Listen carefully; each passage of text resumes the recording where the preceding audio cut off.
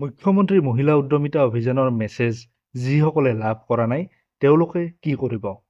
প্ৰিয় দৰ্শক, যিসকল আত্মসহায়ক গোটৰ বাইদেৱে মুখ্যমন্ত্ৰী মহিলা উদ্যমিতা অভিযান বা লাখপতি বাইদেউৰ ফৰ্ম জমা কৰিছিল, তেওঁলোকৰ মাজৰে কিছু সংখ্যক বাইদেৱে ইতিমধ্যে 10,000 টকাৰ SMS লাভ কৰিছে।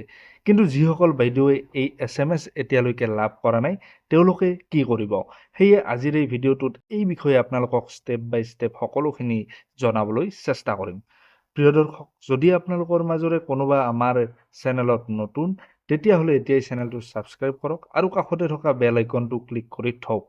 কাৰণ যেতিয়া মই এনেধৰণৰ আপডেট আপোনালোকলৈ আগবঢ়াম তেতিয়াই যাতে সেই ভিডিঅ'টো আপোনালোকে চাবলৈ পাৰে।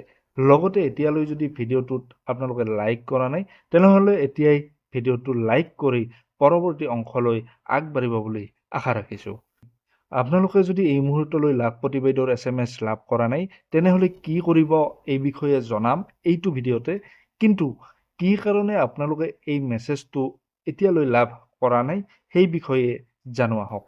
যদি আপুনি ফৰ্ম ফিল আপ কৰাৰ সময়ত ফোন নাম্বাৰটো লিখোঁতে ভুল হৈছিল তেতিয়াও এই মেছেজ নাহিব পাৰে। মানে ফৰ্ম ফিল আপ কৰোঁতে কিবা কাৰণত যদি ফোন নাম্বাৰটো লিখোঁতে আপোনালোকৰ ভুল হৈছিল তেতিয়াও এই মেছেজটো আপোনালোকৰ মোবাইল ফোনলৈ নাহিব পাৰে। যদি আপোনাৰ ফৰ্মখন ফিল আপ কৰোঁতে ফৰ্মখনত বহুতো ভুল হৈছিল আৰু ভুল হোৱাৰ বাবে ফৰ্মখন কেনেবাকৈ ৰিজেক্ট কৰা হৈছে অফিচিয়েলি, তেনেহ'লেও আপুনি মেছেজ লাভ নকৰিব পাৰে। অৱশ্যে এই ক্ষেত্ৰত ফৰ্ম ৰিজেক্ট হোৱাৰ প্ৰশ্নই নাহে, যিহেতু এই আঁচনিখন কেৱল মাত্ৰ আত্মসহায়ক গোটৰ বাইদেউসকলৰ বাবেহে। আৰু কেতিয়াবা নেটৱৰ্ক প্ৰব্লেমৰ বাবেও আপুনি মেছেজ লাভ নকৰিব পাৰে। অৰ্থাৎ বহু ক্ষেত্ৰত দেখা যায় যে কেতিয়াবা নেটৱৰ্কৰ সমস্যাৰ বাবেও কোনোবাক যদি আপুনি ফোন কৰি থাকে তেতিয়াহ'লে সেই ফোনটো নালাগে। ঠিক একেদৰে নেটৱৰ্কৰ সমস্যা হ'লেও আপুনি এই মেছেজ লাভ নকৰিব পাৰে। যিহেতু আপুনি মেছেজ লাভ কৰা নাই এই মুহূৰ্তলৈকে, তেতিয়াহ'লে আপুনি কি কৰিব? মেছেজ নোপোৱাৰ বাবে আপোনাৰ হাতত কৰিবলগীয়া বেলেগ বিশেষ একো নাই। তথাপিও এই সন্দৰ্ভত আপুনি এবাৰ আপোনাৰ ওচৰৰ খণ্ড উন্নয়ন বিষয়াৰ কাৰ্যালয়ত গৈ খবৰ ল'ব পাৰে। অৱশ্যে ইয়াকে লৈ আপোনালোকে টেনশ্যন ল'ব লগা একো নাই। SMS নাহিল বুলিয়ে যে আপুনি লাখপতি বাইদেউ আঁচনিৰ টকা নাপাব সেইটো নহয়।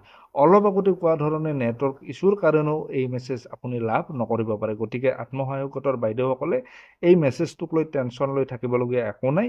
মেছেজটোত কেৱল এইটোহে কোৱা হৈছে যে আপোনাৰ মহিলা উদ্যমিতা অভিযানৰ ফৰ্মখন ছাকচেছফুলি ছাবমিট কৰা হৈছে আৰু লগতে এটা ৰেফাৰেন্স নাম্বাৰ তাত দিয়া হৈছে। গতিকে দৰ্শকসকল, আজিৰ ভিডিঅ'টো ইয়াতে সামৰিছোঁ। ধন্যবাদ।